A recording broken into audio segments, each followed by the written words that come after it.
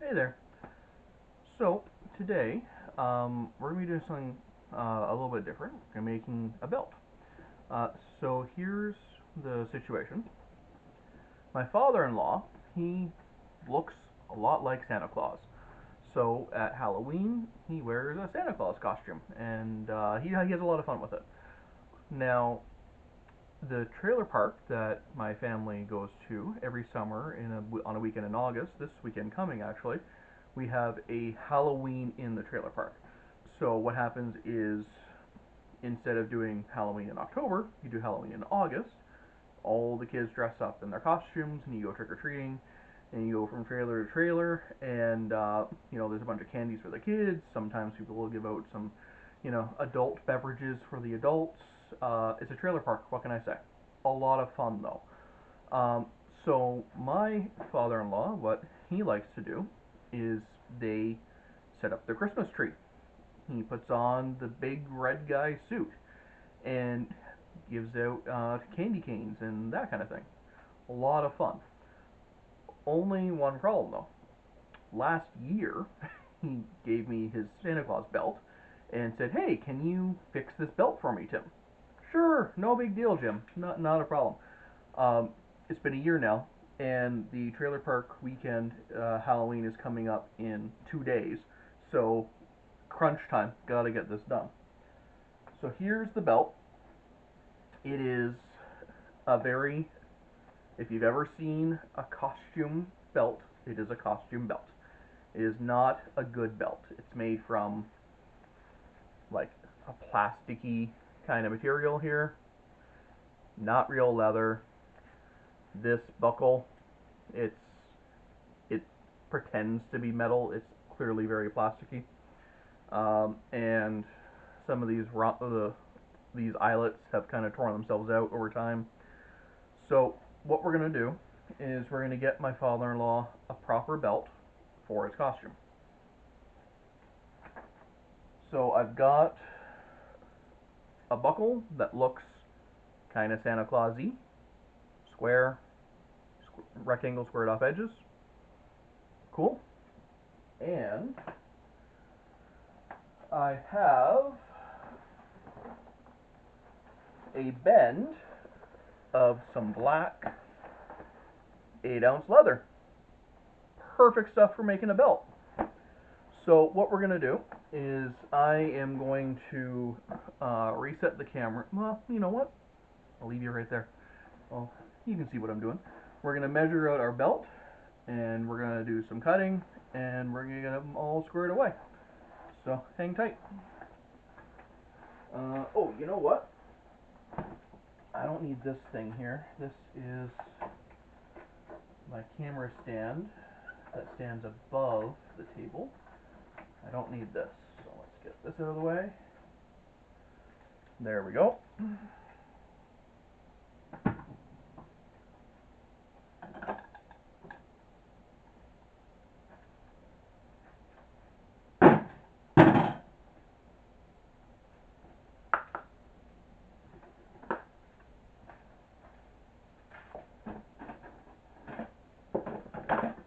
Alright, so first things first, we need to measure the old belt because this goes with the costume.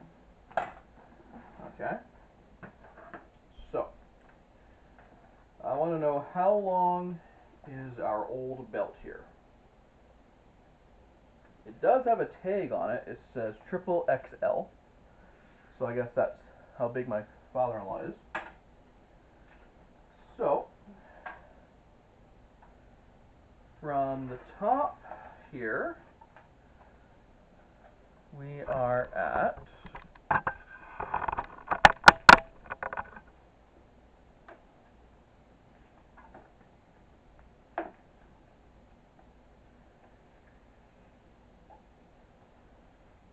okay. So we are coming in.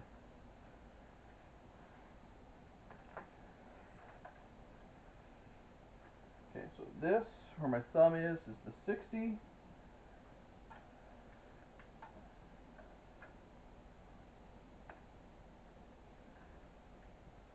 Okay, so it is 70 inches.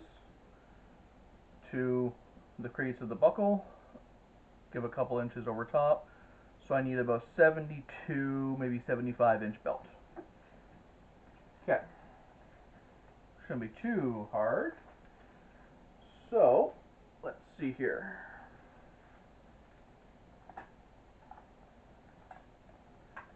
Our bend is going to measure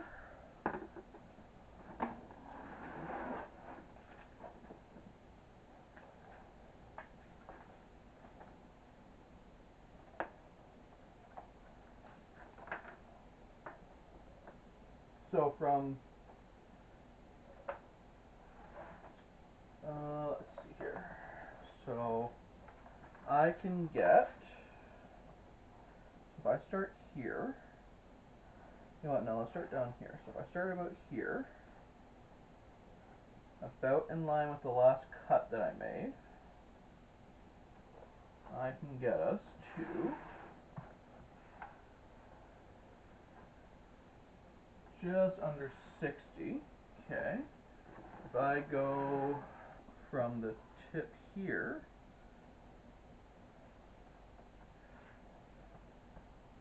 I can get us to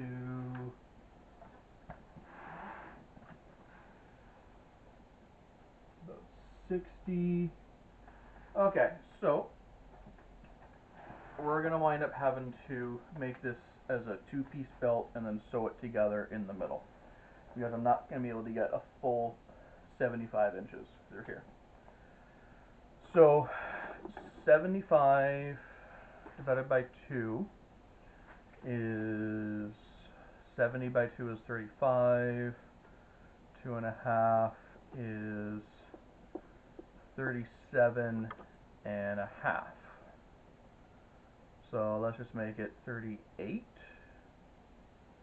for round numbers. Yeah, so 38 inches. Oh, you know what? That's going to be a little too long.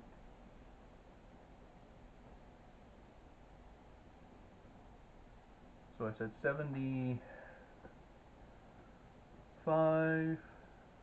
Actually, no, hold on. I need to remeasure this again.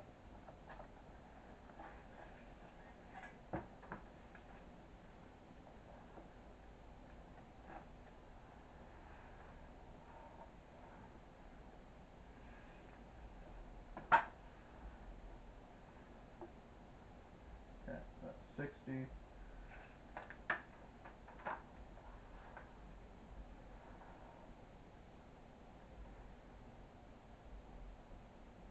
Okay, so it's 70 inches. So it's 70 inches without the overlap to go around the buckle, which adds about another 3 inches. So 73. Now for simple math, let's make it 74, just so it's easier. That means we need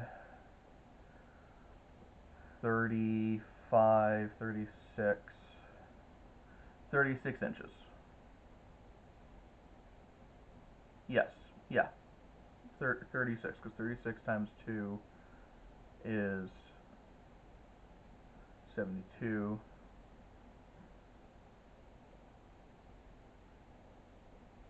Hold on. Why am I doing this math in my head?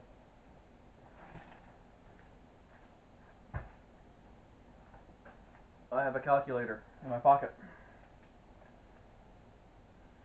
Okay.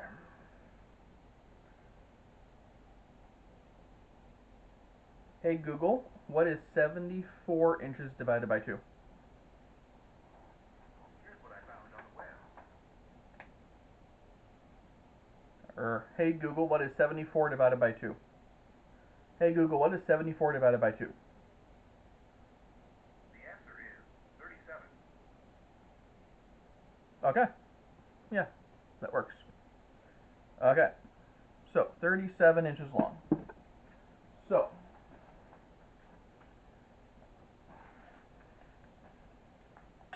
we are going to... Oh, you know what? Haha! I have See, a little while ago, I made a black belt that it was from the same piece of leather. I wonder what this measures.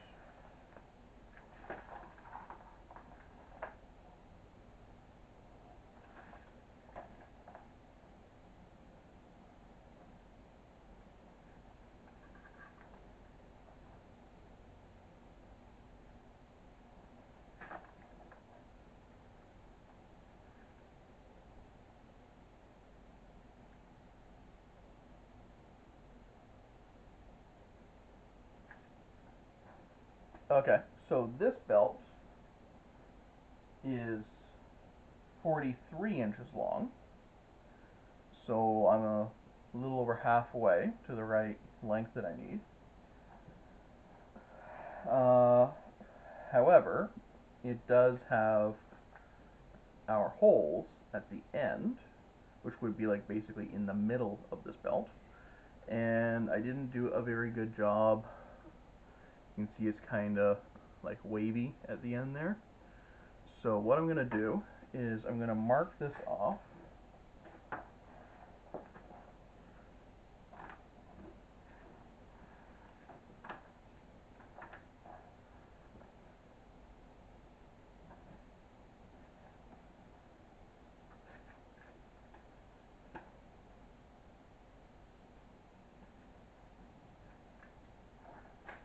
Okay, so 34 inches is about the start of these rings here.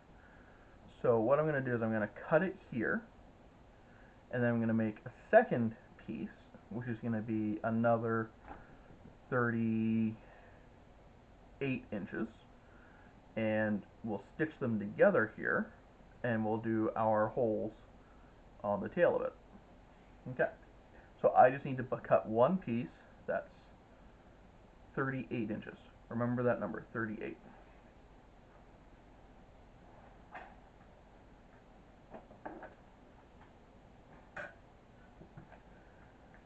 Okay.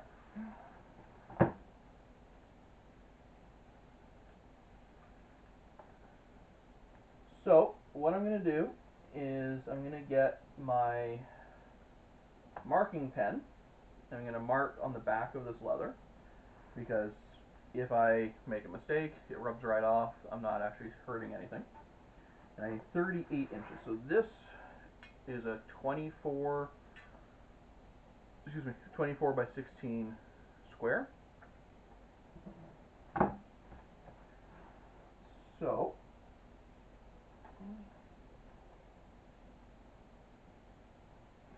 oh, and the belt buckle, the buckle is an inch and a half buckle. So to make this super simple, what I'm going to do is I'm going to use my inch and a half side. Let's do a shortcut here. Okay, so this is 16. Okay, so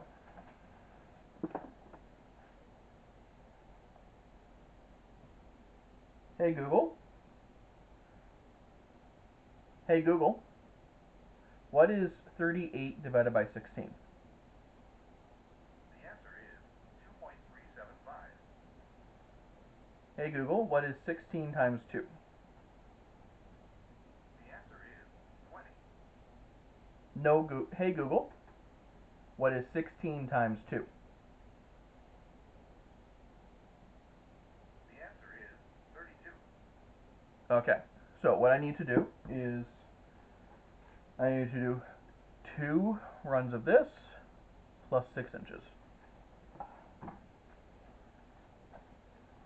Remember in grade school when your teachers told you that you would never have a calculator in your pocket everywhere that you went, and so you need to learn your times tables and your additions and multiplications? I am sorry. I I let you down, Mr. Green. All right, so go.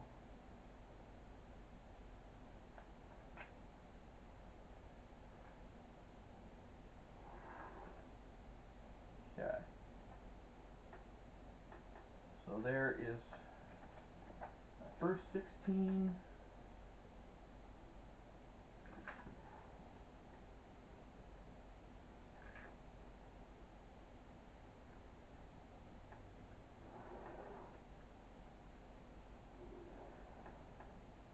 second 16.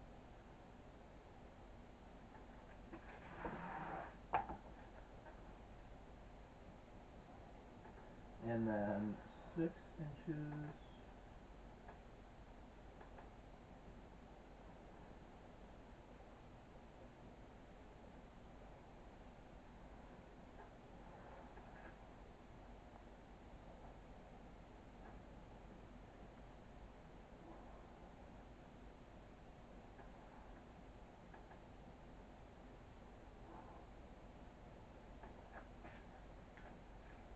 Alright, there we go.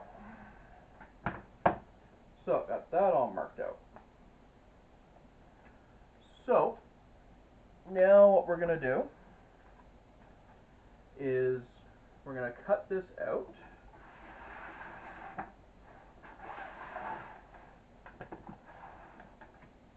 And for that, I need my utility knife.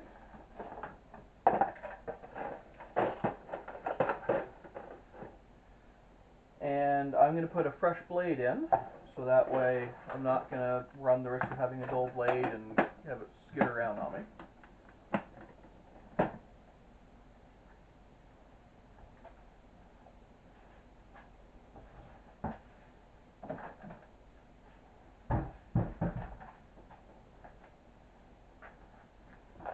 Okay.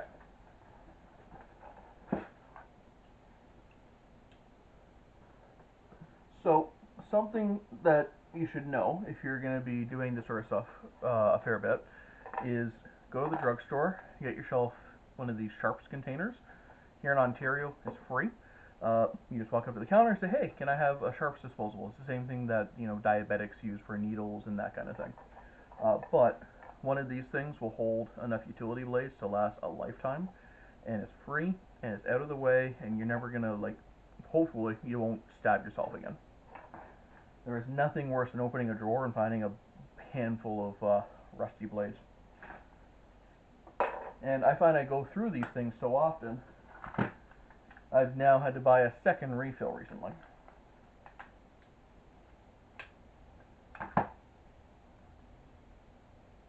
So if you're starting out, you're trying to figure out what kind of tools to get, spend 20 bucks, get a good utility knife, you'll thank me later.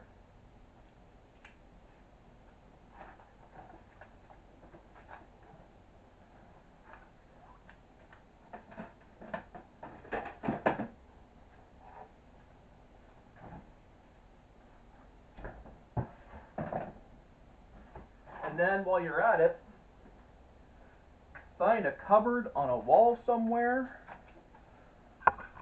like what I got going on back there, so that way you can just hide that box from yourself, and you don't ever need to worry about it.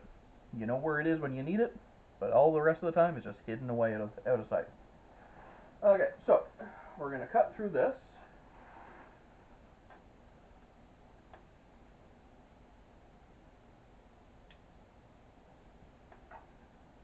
And now this leather is 8 ounces thick, so it is probably going to take a couple of passes. I'm not going to go crazy and try and do it all in the one go. Okay. I'm also going to shift my cutting mat underneath of it so I don't cut the table up. I know it's just a second-hand dining table that I got on 2x4s and caster wheels. You can see the background of my shed in the background here. I clearly don't have nice things, but why make things worse for ourselves than we need to? Okay, so that is cut through, and then let's do that. Okay, oh, I can go through a little, oh, I need to do another pass through here. Let's get our straight edge pass over here.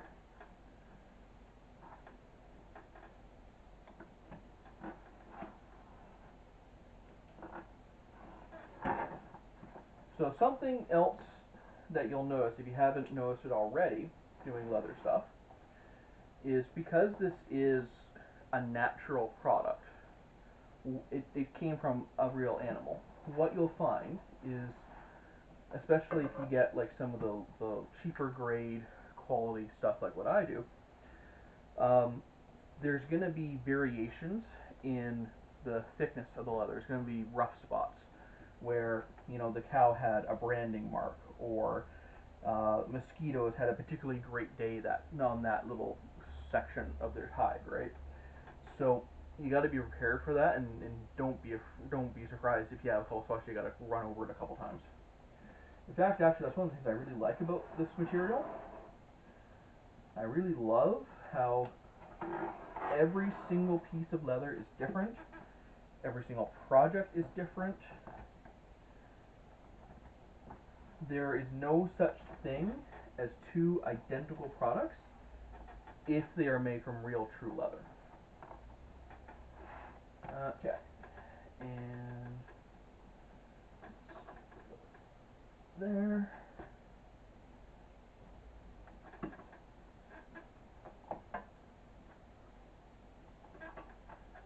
Okay, so I've got this. Oh, let me close this up. See, that's another thing you want in your utility knife. You want to have, see this thing. Milwaukee's not sponsoring this. I bought with my own money. But that being said, Milwaukee, if you're watching, let's talk, because I gotta say, this one of my favorite utility knives has a button for your quick release. Okay, I push my button, and it closes real quick, and it's nice and secure. And look at the extra features on this thing. Okay, you got a little, that blade is still exposed there, so you can still do some quick cutting, like if you're gonna do like just a line, or like some rope or some electrical line or something, whatever. And you got a ring, like a hole here to put it on a keychain or a hook or something. And look at the button that this thing uses in order for you to uh, keep your, I don't know if the camera's going to pick this up or not, but actually, where did my phone go? Aha. Okay, so check this out. So you see that little button there on the side, right by my finger there? That's what releases, there we go. Anyway, yeah, that little button there, that's what releases the blade out of here. So it is super hard to hit. You have to like really be paying attention to like in order to actually take this thing out, you gotta like put it down with a fair bit of pressure with your one finger and pull them back out. There's no way this thing's gonna fly out accidentally on you. Um, anyway, that's my tangent for the moment anyway. Like I said, spend 20 bucks, get yourself a good blade. Alright, so now that I've got the rough bit of my leather cut out for the belt, let's put this bend back on the shelf. We don't need to be tripping over you. And that's another thing. I like to do backpacks and purses, and quite often with a backpack, you need to have like a shoulder strap, right? So you can either, oh,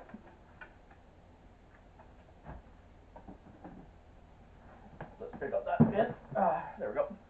So yeah, so when you're making shoulder straps, you can either make your shoulder strap from like two pieces of a thinner leather and like stick them back together, or spend a little bit of extra money, buy yourself a piece of some really good thick belt weight leather, and then like take a look at how thick this thing is. Okay, if that's not a perfect thickness for a backpack shoulder strap, I don't know what is. All right, so anyway, let me get back to this. So we are gonna go here. I'm gonna keep following.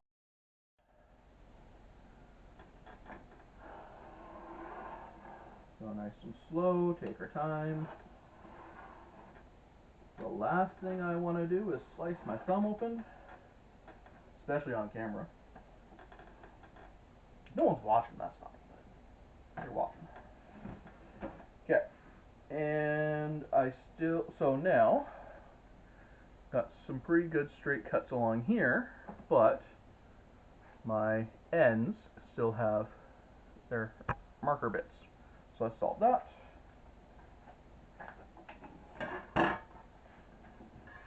And we got our straight edge, so let's keep using it. Okay, and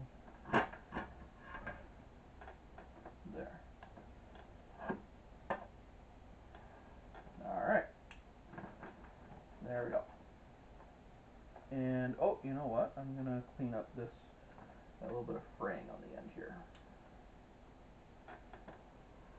There we go.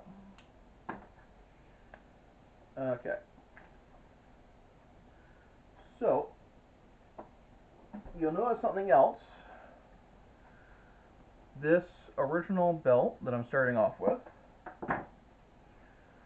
it's got a rounded edge already, right?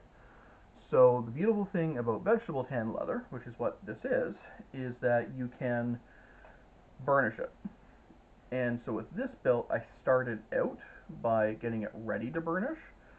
So this video, we are going to be doing that. Alright, so I'm going to cut off the edge of this original belt right here.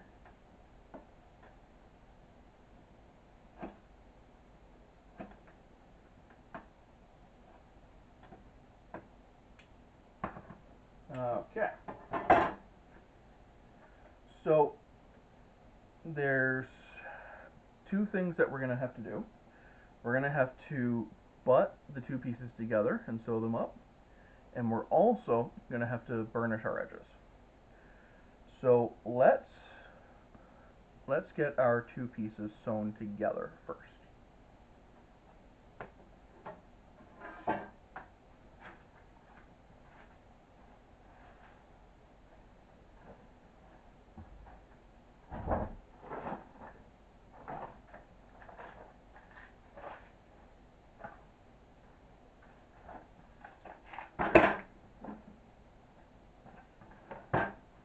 Okay, so for this, what I'm going to do is I'm going to pause the video here, and I'm going to get you set up above the table so you can see what I'm doing. So bear with me for just a minute. Okay, so we are back down here on the table, and here's what we need to do. So we've got the first end of the original belt, got the end of the new belt, and we need to put them together here. We got some work to do here, right? Cool. So here's what we're going to do. I've got my stitching chisel box. So for this one, I'm going to use my 3mm stitching chisels from Tandy. Again, purchased with my own money a long time ago. No sponsorships. Tandy, if you're listening, you know where I am. And so what we're going to do is we're going to be stitching some holes here, but we need to make sure that we have our spacing right because we don't want it to look all wacky, right? It's my father-in-law. I should try and do some nice things for him once in a while. So what we're going to do is we're going to get our wing dividers out and make a nice clean line. If I can find them. Oh, where are you, wing dividers?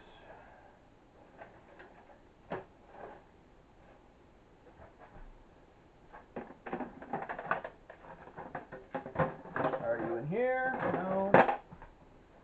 Are you over here? Wing divider Marco Polo.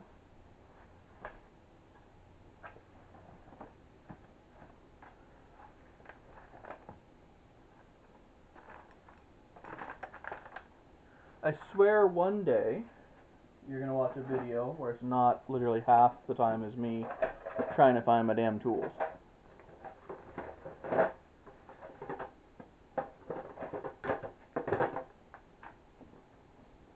Okay. No, seriously, where the hell are they?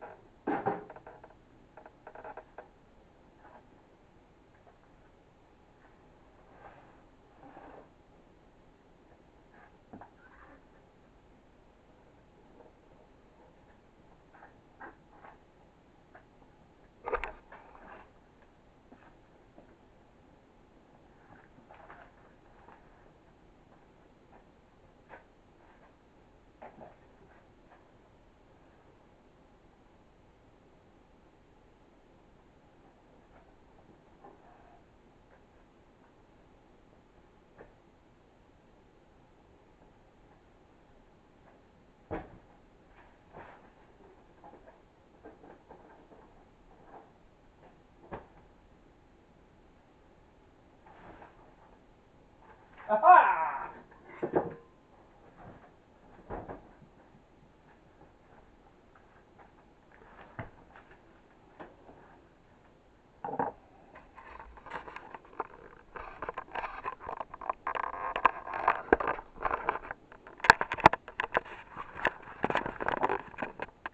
That took entirely way too much time.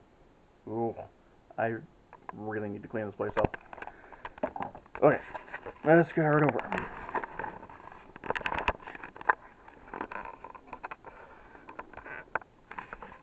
Okay, so what we're going to do is we're going to measure out a line at a decent distance from the edge, okay? Because I don't want this to be too close to the edge, because then it'll likely tear through. I don't want it to be like all the way out here, because then it's too far. So I'm going to put it right about there. Looks good. Yeah, that'll give us some room here. So I'm going to go like this. Okay, just get a nice straight line. Okay, and then we're going to do the same on the other side.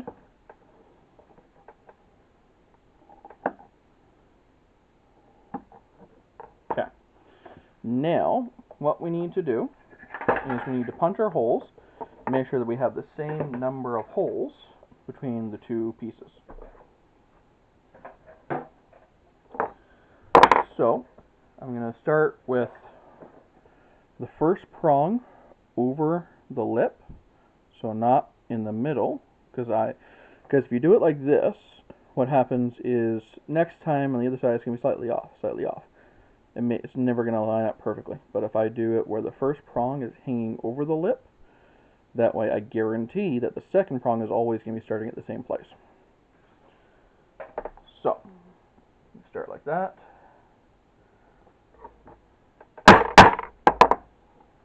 Make sure that we're all the way through.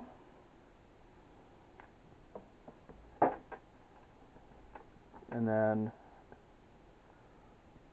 let's see here, we can get one more at the bottom. Okay. So that is a full 6 pieces. Okay. So on this side, we want to go one above,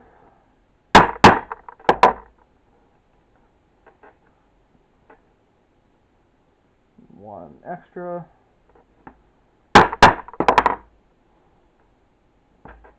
okay, and now we have the same number of stitching holes on both pieces there. Awesome. So now we're going to do our thread. We're going to sew this up. But first, I am putting this back in my toolbox so I know where it is the next time I need the darn thing.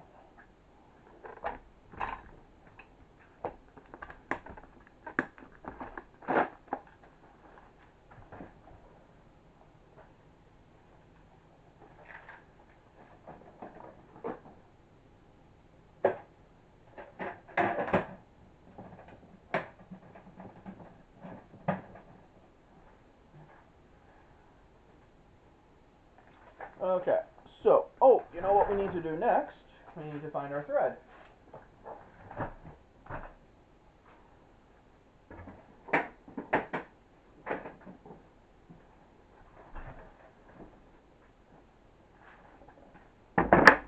Okay.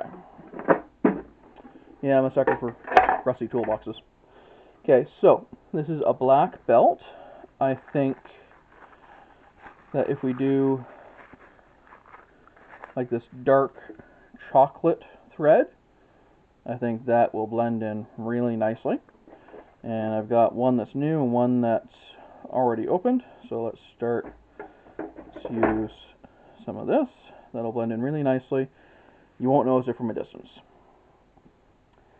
because it's the closest thing to black that I have at the moment. Okay.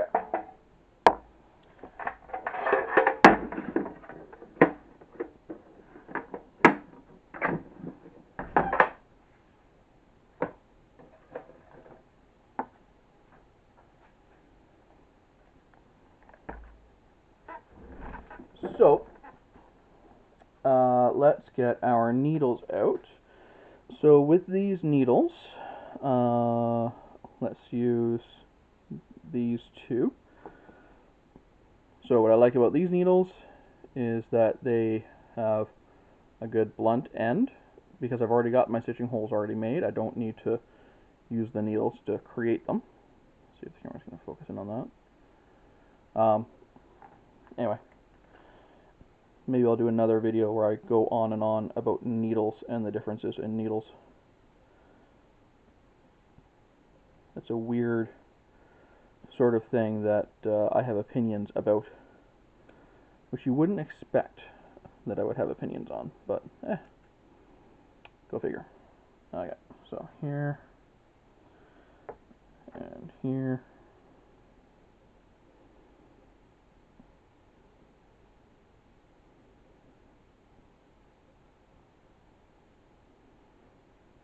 Okay, there we go. Now, so some people like to be really conservative with their thread because, you know, they only have so much, and I get that. But you just saw my toolbox full of thread, and honestly, you buy this stuff by the yard. It's not crazy. So literally, you buy it by the yard. So what I'm gonna do is, some people just go like just measure out twice the distance that they're gonna be sewing. But here's my thought on that. If I measure out only just twice the distance, it's going to be really tight to get that needle through at the end there. So what I like to do is usually 2 times plus a bit more. For this one, I'm gonna go a little crazy. I'm gonna do a nice big long thread like that, because I got so much of it, and because I really like being able to just pull on the thread, and just like, it's nice to just get a little tension on there, right? So string this up onto, oh, that's the wrong needle. There we are. String this up onto our needle here, thread this through the hole.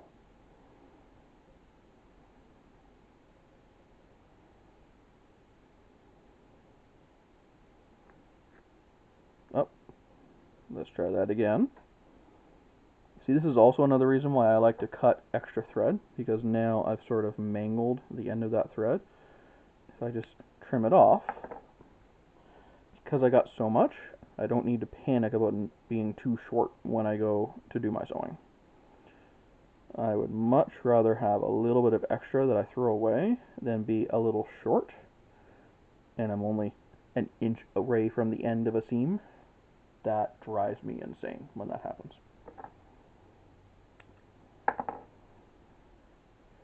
Oh, wrong needle again. Wrong one again. There we go.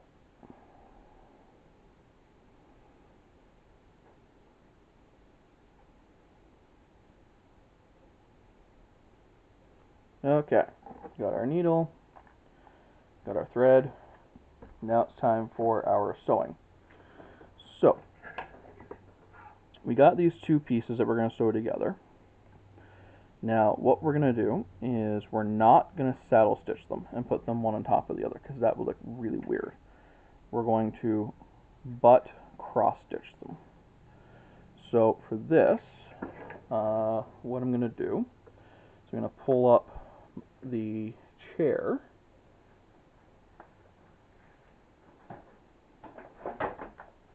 Here we go, got my stool.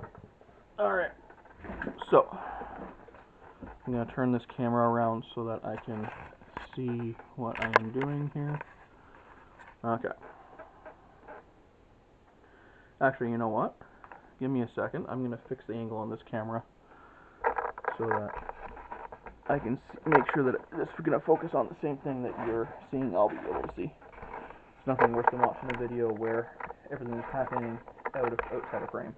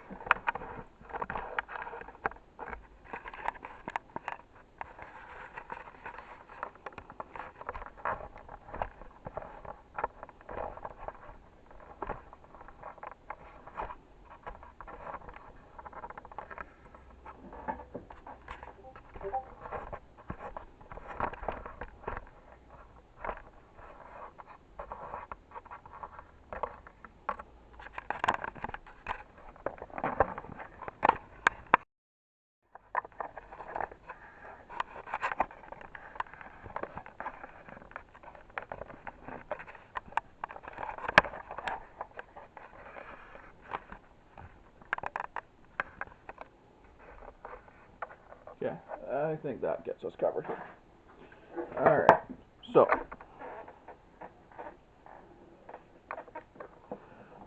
okay. So what we're gonna do is we start by going through over the top.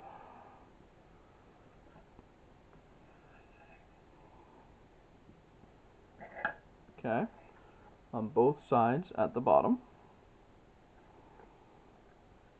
And oh, one other thing, make sure that your finished side and your rough sides are both on the same side. So you have them both pointing up at the same time.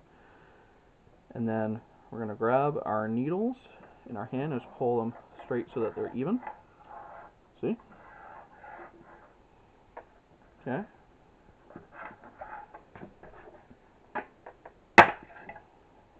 And then we are going to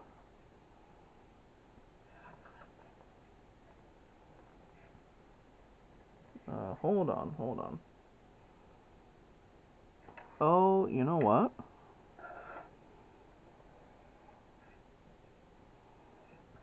One, two, three, four, five, six.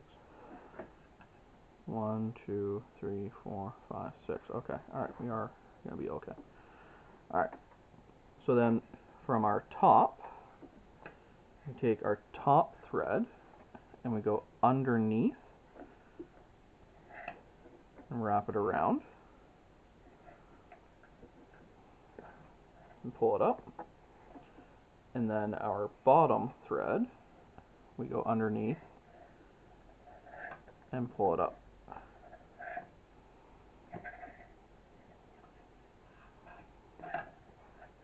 Okay.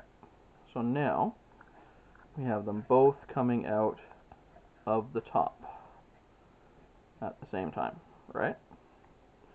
So now because this is going to be a belt, it's a costume belt, it's not going to have a whole lot of weight under it, but I still like to think it's going to have some. So what I'm going to do is I'm going to do it again, just to make sure that we have lots and lots of thread through these holes. Okay.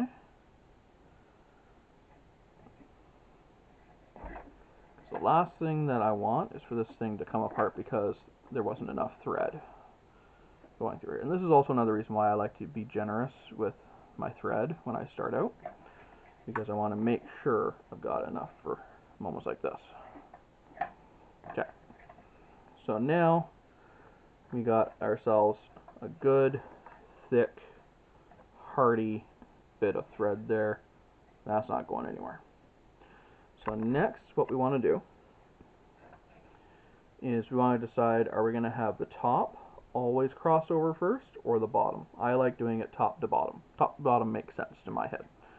So I'm going to go top thread, crosses over, and it's going to go one hole up. Okay, so one hole up. In hindsight, I should have picked a different thread that would show up better on camera. And then the bottom one, I'm going to go and cross over at the top. Okay, and we're going to keep doing top to bottom. So the top thread is going to come in from underneath, and our bottom thread is going to come in from underneath.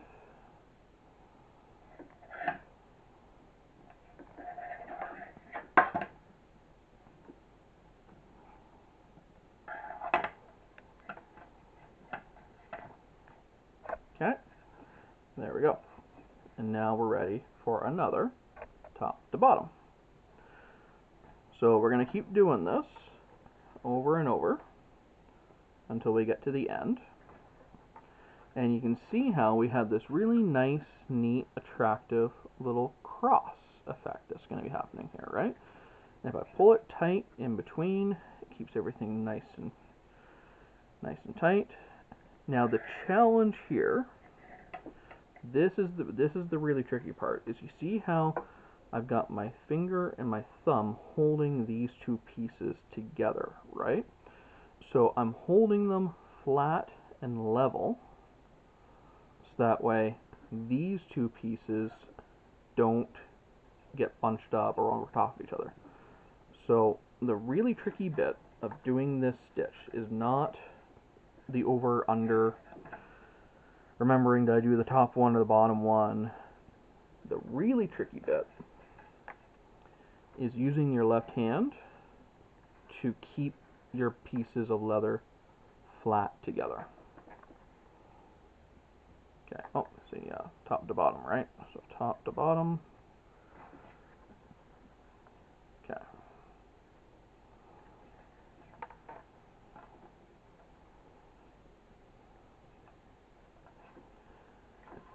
And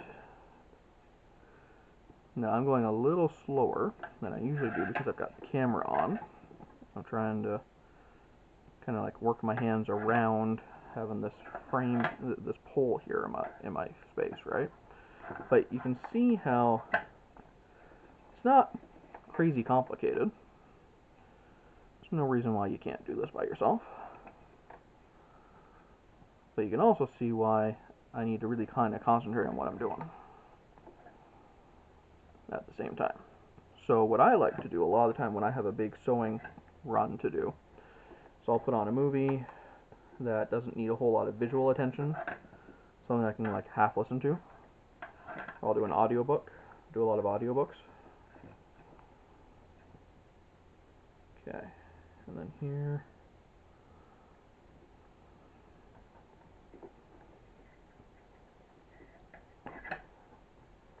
And here. And aha! This is what I was afraid of. I was afraid of this happening. So you can see our one piece of the belt longer than the other. I thought I was being smart. I thought I had this straightened out and taken care of. Turns out I was wrong. Okay, so we are going to fix that. We're going to be a little messy in fixing that, so just bear with me for a minute here.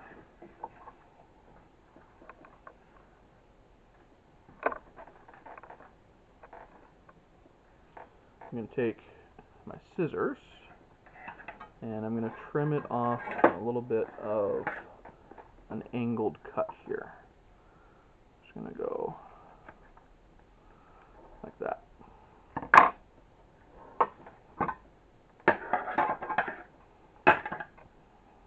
Okay, there we go. It's not very pretty, so we're going to have to be a little creative on fixing that. Okay, so here, you know what? I'll take this thing.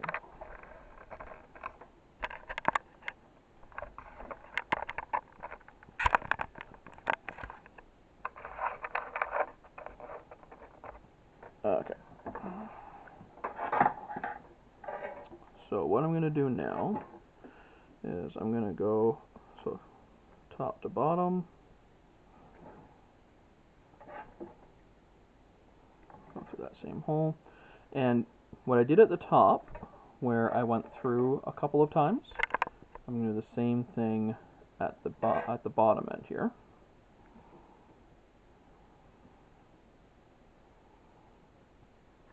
Okay.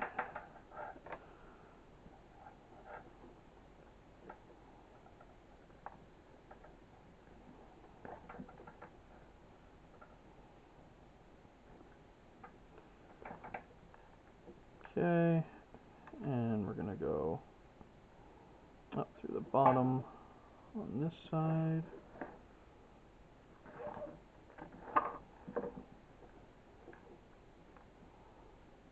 And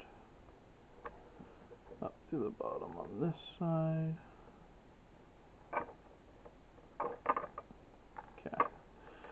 So now, what I'm going to do is I've got a little bit of ugliness along the top there and along there where our stitching line was. Remember where we had marked it out with our wing divider. So what I'm going to do now is I'm going to go and I'm going to do a saddle stitch up and down the sides to box it all in. So I'm going to go across here. Okay. And then I'm going to go up to there, and then flip this over.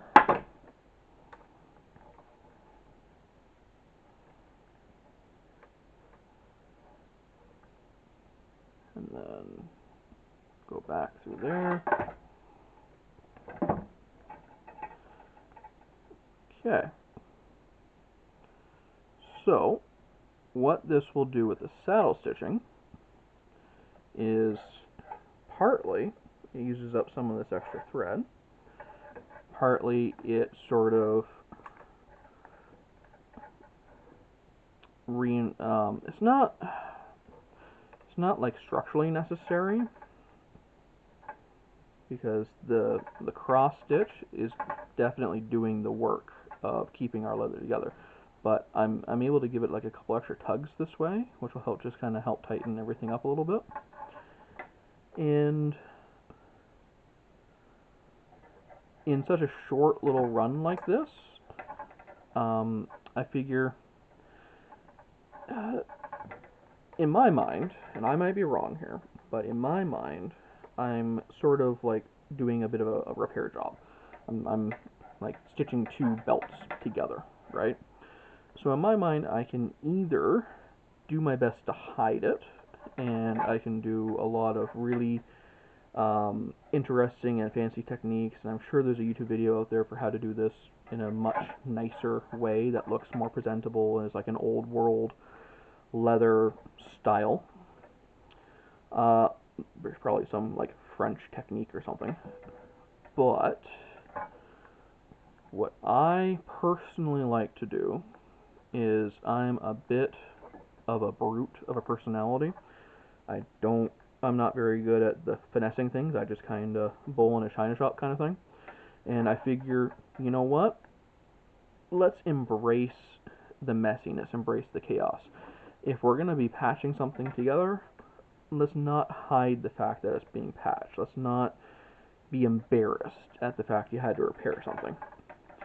Because at the end of the day, the fact that something is repaired, that just means that it has a history. It means it has a personality. It means that it has a story to tell. One of the things I absolutely love about working with leather, is that whatever I put my hands on will outlive me. My children will be able to use this belt. Their children will be able to use this belt. And I like to embrace the fact that I'm making a little cut repair thing in here, because it shows that human beings have touched this. This wasn't a machine-made thing. I don't know, maybe I'm wrong, and I'm sure it's one of those things where everyone has their own opinion, and maybe I'm in the minority or whatever. But I personally, I like to see when things are touched and when things are repaired. I like to see the patches. And now, this is good and sturdy, and that will live for quite a long time. So now what I need to do is I just need to trim these off and melt them down. So let's do that.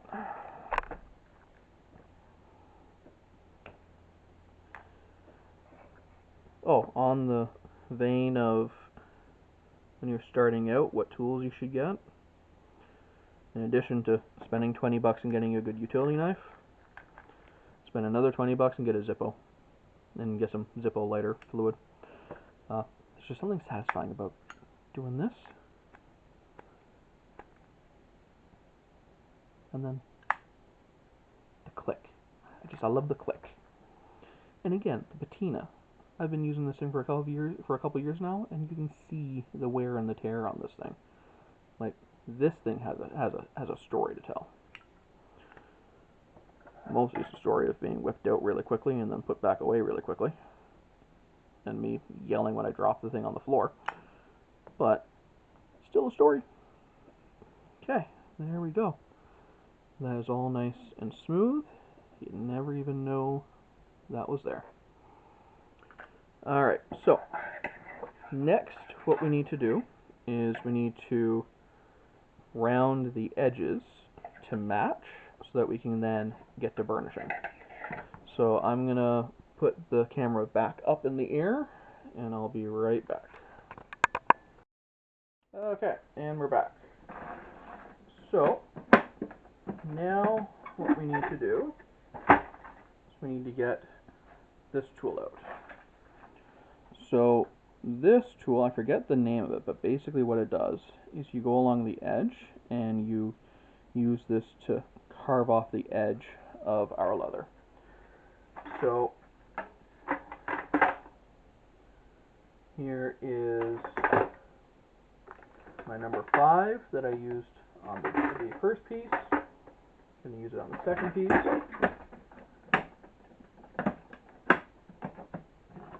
Just put the toolbox over here, out of the way. Okay, so let me just see what field of view it's got. Okay, so what we're going to do is we're going to go along here and we're just going to carve it up. So I'm going to start off here, down here at the bottom.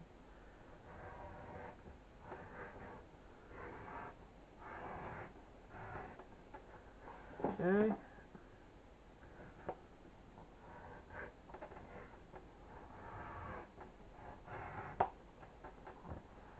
And so you can see that it's just cutting, just beveling. That's what it's called. Beveler. That's what they're called. It's beveling our edge here.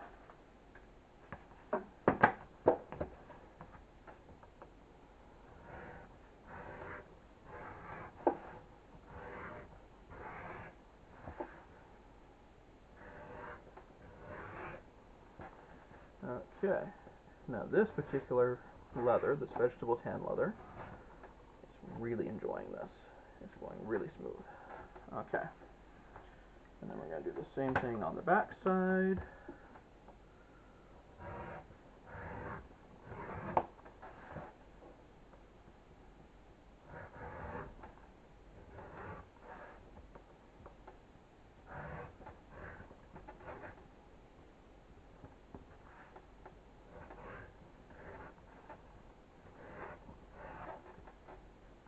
Okay.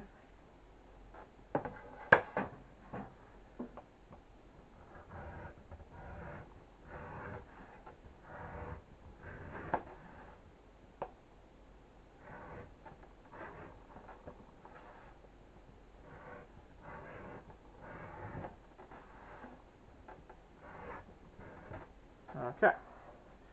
Now, for those of you who are watching, who are thinking to themselves, well, that's a sloppy belt.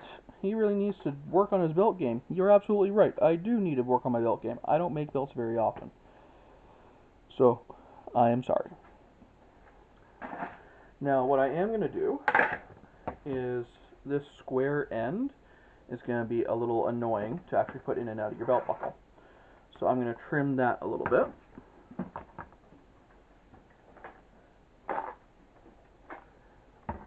I, a little while ago, got these off of AliExpress, some belt end cutters. So I'm just going to find one that kind of matches up. Yeah, that looks about right.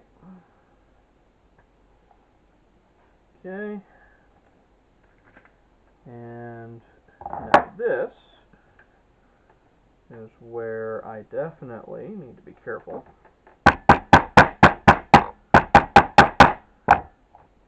Okay, there we go. And let's bevel that edge too.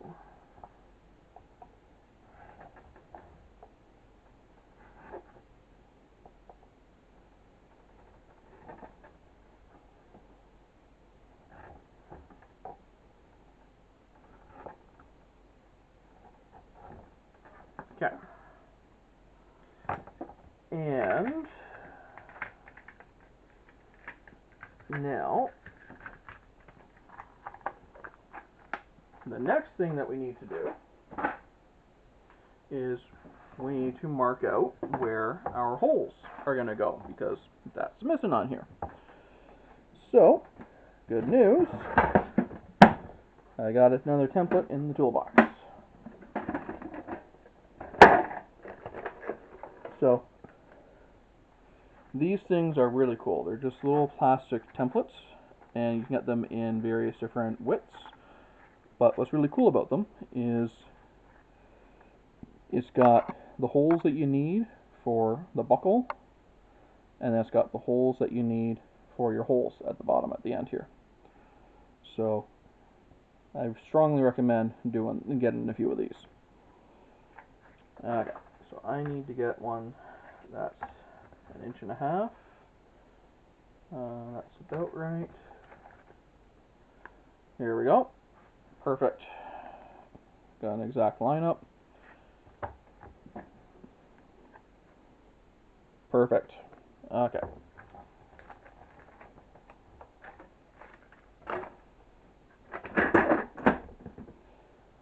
And now for this, what I like to do is I like to mark it out with my marking pen first, and then I'll go back over it with my hole punch. So, let's do this.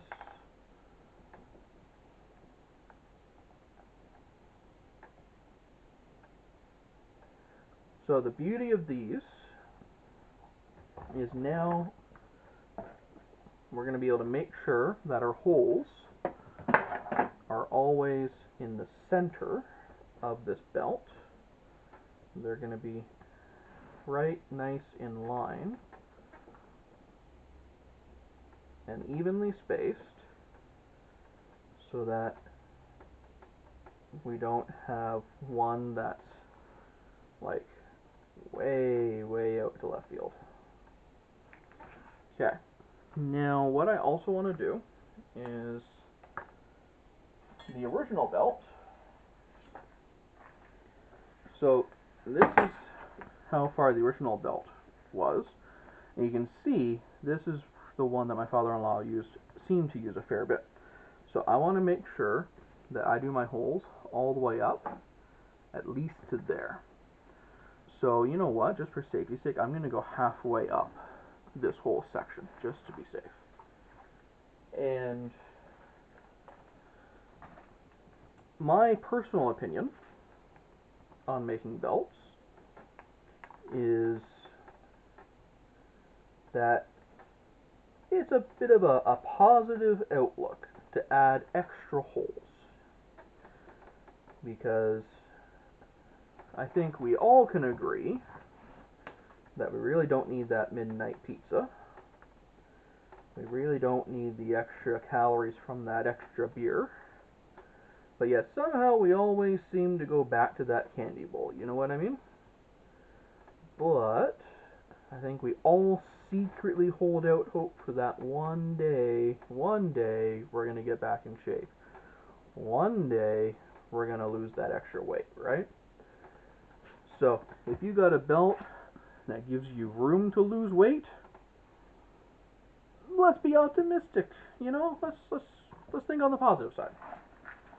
Future-proofing it for ourselves, you know? In the best way. Alright, so throw this back in here.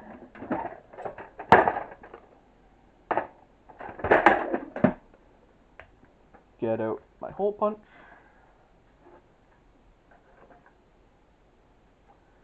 Rotary hole punch.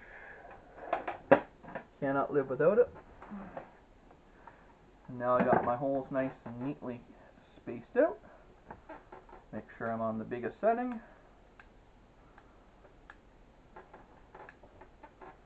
Alright.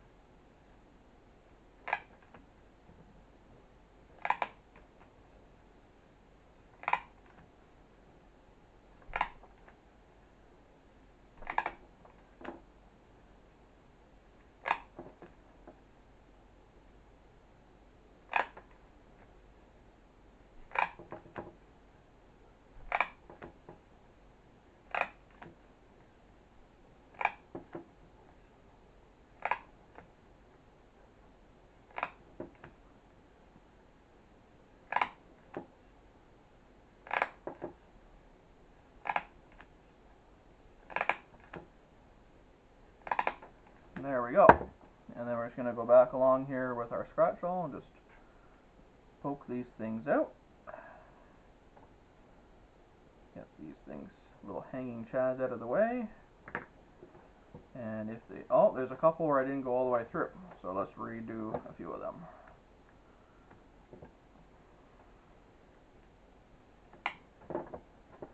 You know what? Let's give her a little twist here.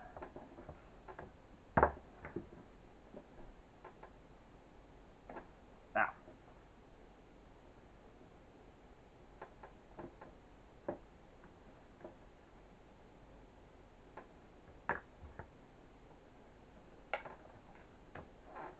Okay. Let's try this again. Let's go from down here.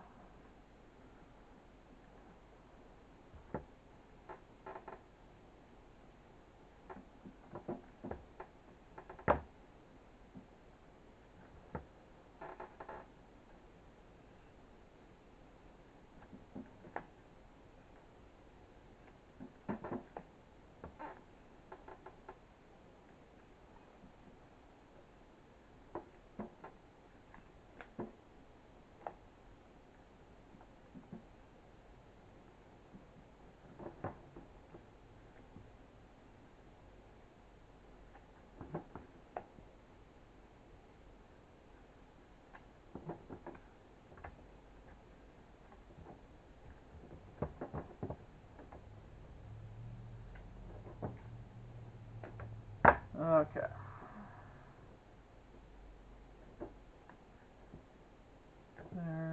There, punch you out, punch you out, punch you out. Oh, no, gotta do that one again. There we go.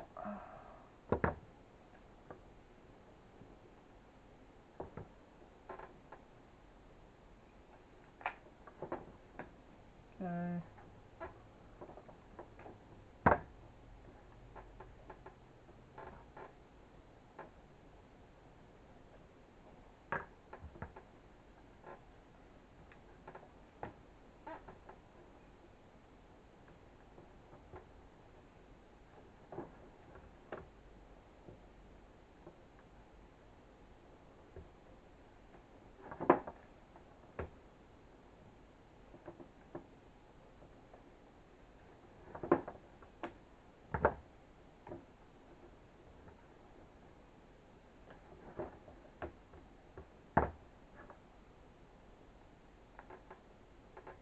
Okay, that one needs to get redone. There we go. You ever have one of those days where you can't really perform under pressure on the camera? There we go. Okay, now we are all set. So now the next and last step is burnishing this. So for that, you got two choices. Alright, well, a couple choices. So one choice,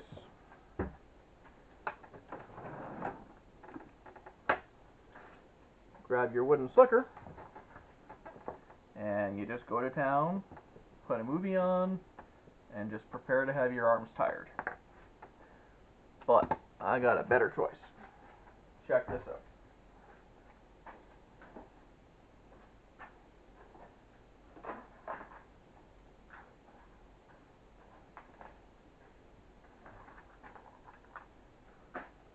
Dremel bits. See, this is going to make my life so much simpler. And you know what's even better? Not only have I got Dremel bits, I also got a drill press. So I'll see you in a minute. Okay, so we're over here at the drill press, and we are getting ready to do our burnishing. So what I've done, let me just make sure I can put this into the frame here. So my Dremel burnishing drill bit here, see how that's going to line up just about perfectly with that edge that we got going on here. So So our first notch here is going to line up right in there. So what we're going to do is we're going to get a piece of paper towel wet, rub it along here, get it wet, hit it with this to spin it, and burnish it up, and we'll be all set. So now this is a part of the video where future Tim, when you are editing this thing, you need to make sure that you turn down the volume or something because this thing's going to be loud. Okay. Let's tighten up here.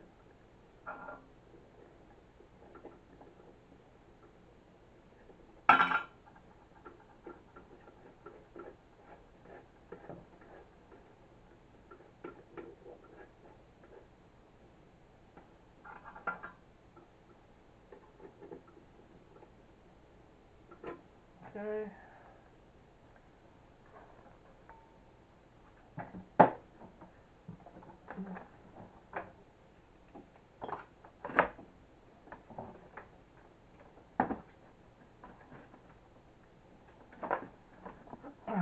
Alright, so, future Tim, make sure you turn off the volume on this part.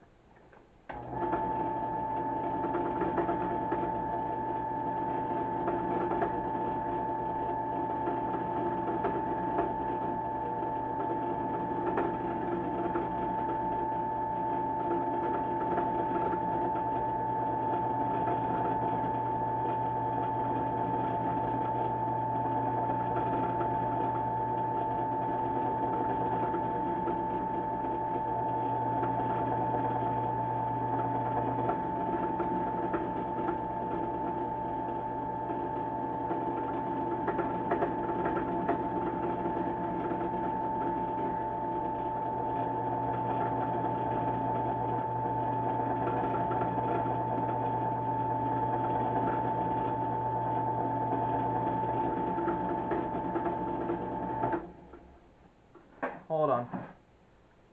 I'm having a hard time seeing what I'm doing. Give me a second.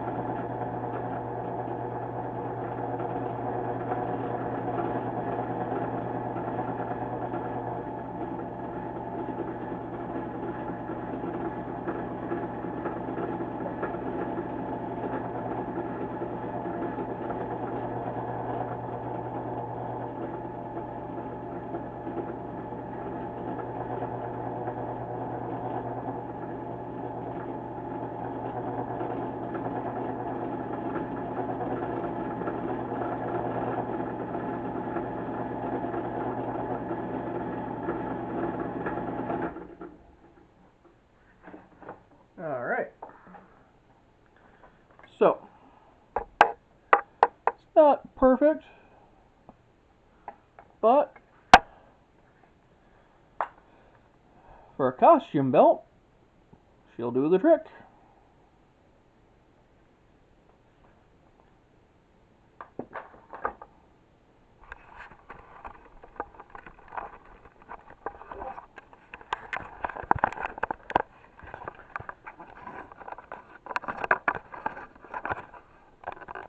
Alright, so there's that video for you. So what we did was we took an old belt that we had lying around and we measured out and cut on and sewed on an extra length to it so that we can wear it as a Santa costume belt. More than enough holes here for Santa to lose some weight over summer holidays. And burnish the edge. Not too bad. Here's hoping my father-in-law buys me a beer. Well, thanks again for hanging out. Do the subscribe, likey, ring bell thing. My kids tell me I should say that at the end of the videos. Apparently it's a thing. I don't know. But anyway, safe travels.